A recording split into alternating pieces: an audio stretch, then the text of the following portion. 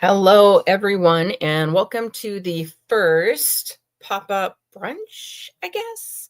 I missed first Friday lunch, which was actually on Friday, and today is Tuesday, so I was working, so I was unable to make it.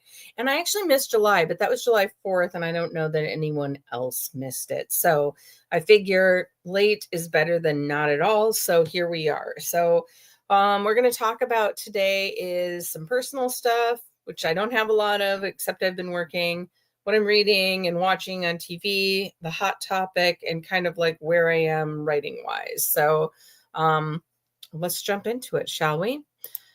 So personal, and I'll say personal / writing. So personally, everything health-wise going pretty good. I'm actually lower these days than higher on my blood sugars, which is both scary and better, I guess, because my blood's not so thick, syrupy.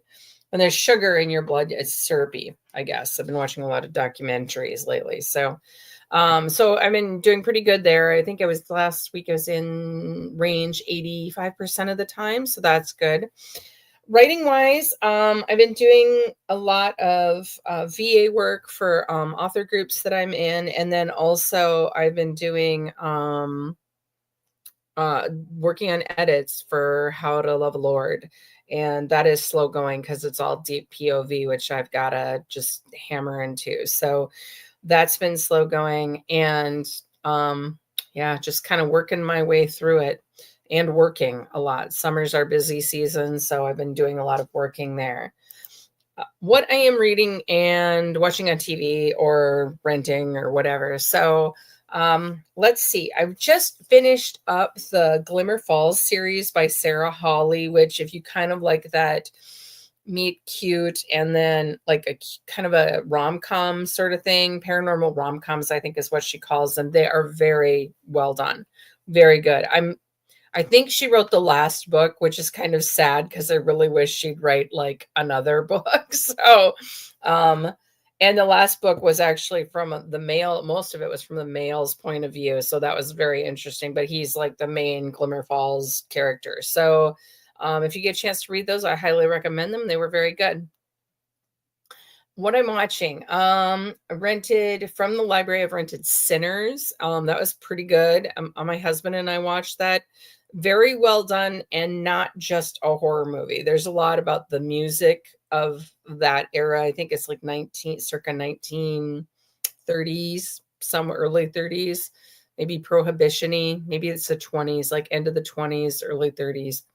Whatever. So very well done though. So if you're interested in music or like blues specifically, that was interesting. And then the vampire story is kind of like an add-on. And I think your best horror movies are about more than just the monster or whatever. I am more of a monster movie person, so I was going to watch it anyway because the vampire aspect. But if you and it's not super, I would not say it is super violent. Like a lot of the stuff maybe happens off camera for the first part of it. So maybe the first, not till the end as it gets sort of on the, I want to say gory, because I don't even think it's that gory, but like I don't watch like slasher movies. I've never seen like The Hostels. I've never seen Saw. No interest, but I love a good monster movie or a Frankenfish movie or, something like that. I love that. And if they're bad B movies, even better. So that's kind of, I watched that. I watched Section 31 with Michelle Yeoh. Am I getting the right person? Am I got the right actress? But I watched that. That was good. If you're a Star Trek fan, that's out in video land now. So were very good. I've been getting ready to watch the last season of Resident Alien with Alan Tudyk. I like those. And then I got into this show, which is off air now, but I was kind of didn't think it was something I'd be interested in. Never watched it while it was on, which is Bull. And it's about trial science or whatever, like picking juries and stuff like that. And I've been really into that. So I've been kind of like watching that in my downtime. I've been like binge watching it on Roku. So that's kind of what I've been reading and watching. And like today, my day-to-day plan today is to actually work on my own stuff. I'm going to upload some books. I've got some stuff that I've got rights back to that I've got to put back out in the world. So I'm going to go ahead and do that. Yeah, I have a low key day today. I just decided to do this. I got kind of this Pebble Flintstone hairdo going on today, so, which is fine because I'm like, I need to do. So I'm like, well, I will just have a quick pop up brunch with these people, and all I'm having is coffee. But I'm going to go ahead and get those things done today and maybe get back on track with the edits or whatever. I like to get a lot of my admin stuff done in the morning. That's just part of my routine, so it doesn't pop up, especially VA work for a lot of these groups that I'm in. So that's what I've got going on. The hot topic I've picked for today is education, and part of that is we're going back to school. It was also the topic for the Writers and Garden newsletter. I will put a link for that below if you are interested in receiving that. So one of the things is, once you're published, is it important to have education? And I kind of absolutely think it is. And one of the reasons is because the market changes. Like, one, self-publishing, I've only been self-published since How to Marry a Major. That was my first foray into self-publishing. I did a trial run when one of my publishers shut down, but I got no traction on the one book because I didn't really know what I was doing. So I had to educate myself on self-publishing and how that worked. And now I'm a little more savvy in it. I know what I'm doing. And I know where I want to publish it, how I want to publish it, and all those things. And if you guys are interested, we can totally do a topic on self-publishing, but I might be doing a class on that in September with Bizman Writers Guild. So that's up to you guys if you would like to join me for that. But I think education is important. I think one of the things that blocks people from doing conferences or classes is they believe they got to spend a lot of money doing it. And that's just not true. A lot of writers groups do education. It depends on what you need to learn.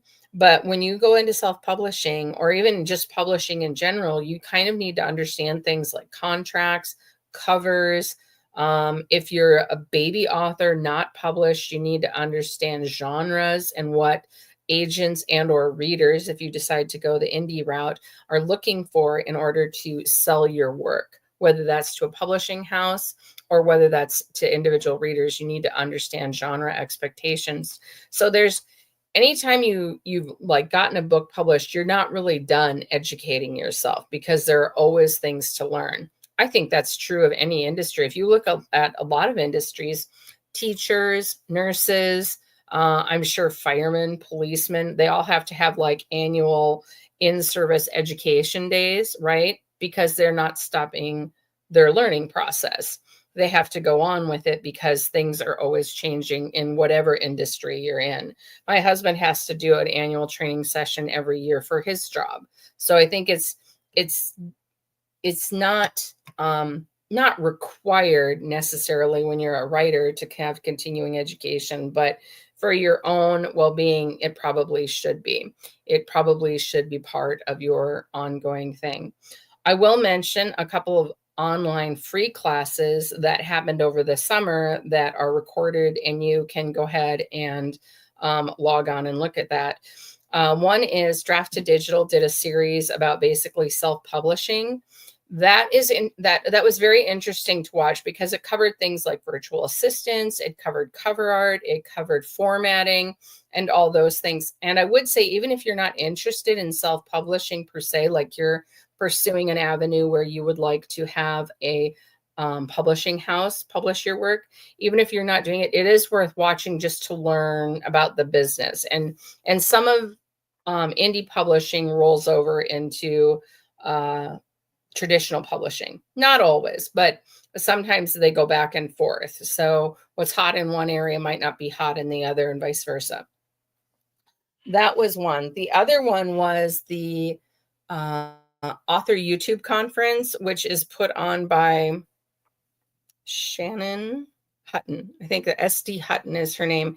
And those are on YouTube, and that's a free conference you can go to as well. So you could just go down, watch whichever videos you want to watch, and just keep going. I got a little Wi-Fi signal up in my thing. I wonder what that's about. Oh, you know what? I bet I have crappy signal. Not awful. Not great, not awful. So I'm not sure why that popped up. Hopefully this records okay. What's going on with this? Connection is unstable.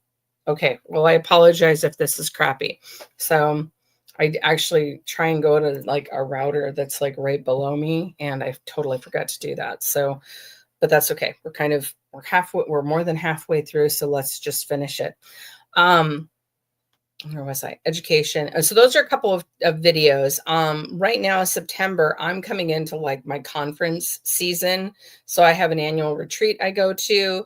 That's a little more refill my well rather than education, so because it's getting together with um other authors and like unpublished and published, and we kind of get together and we talk about story and we do crafts and we do tours and stuff like that. So that's like normally it's a 4-day event or whatever, and so I'm going to do that in September, and last weekend in September. And then in November I'm going to Author Nation again, and that is a huge education opportunity. It is more geared towards indie, but I wouldn't be surprised if it becomes geared towards all kinds, or at the very least hybrid authors, people who are traditionally and independently published. So I wouldn't be surprised if it evolves to that over time, just because that does kind of happen.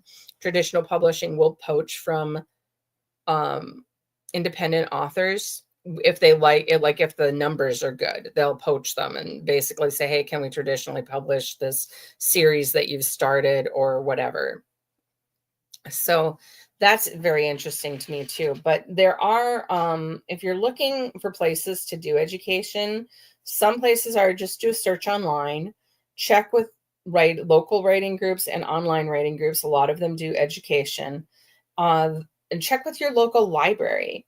Local libraries aren't always like doing writing specific things, but they can have speakers come in that talk about history. They have authors come in a lot. So if you have questions about how an author was traditionally published or how they independently published or the subject matter of a nonfiction book that they've written, those are great opportunities to go in and listen to speakers.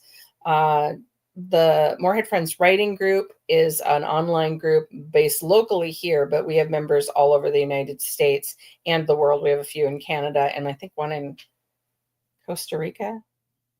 I think it's Costa Rica. And so we will have people come in, and as a matter of fact, we have Love Grossman coming in at the end of this month, and we will have speakers come in and do a talk, and they will talk about their author journey or whatever. But there's also an opportunity for members to ask questions. So I think that's a good opportunity too, is if you get in with writing groups, because there is a lot of education, even informal education, like posting a question to the group and getting an answer, like, how did you find your cover artist? How did you format your books? What's a cheaper way to get a cover or a cheaper way to format? By the way, if you need cheap formatting, watch those Draft to Digital videos. That would be hugely, hugely helpful, because you can kind of get it done there for next to nothing. So that's one way of doing it. So I see that we had a few people pop in. So hello. I'm sorry you popped in at almost the end of the thing. Nope, no comments. So that is also okay. If you do have any questions about education or anything from me, you can go ahead and put it in the comment section, and I will go ahead and read it. Okay, I think that is actually all I had for education. It was a pretty short topic. I just wanted to make sure I got you guys some content this month, because I felt bad because I was working and I didn't get you anything.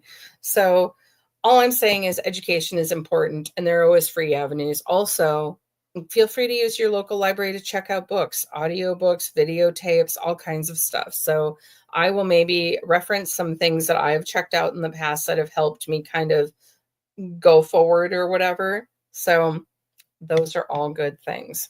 And just do a topic search. Just do a Google search on whatever it is you need to know. If you need to know how to do a newsletter, if you need to know how to do formatting, cover art, how to find an editor, how to find an agent, you just Google these things, and there will be stuff that will come up.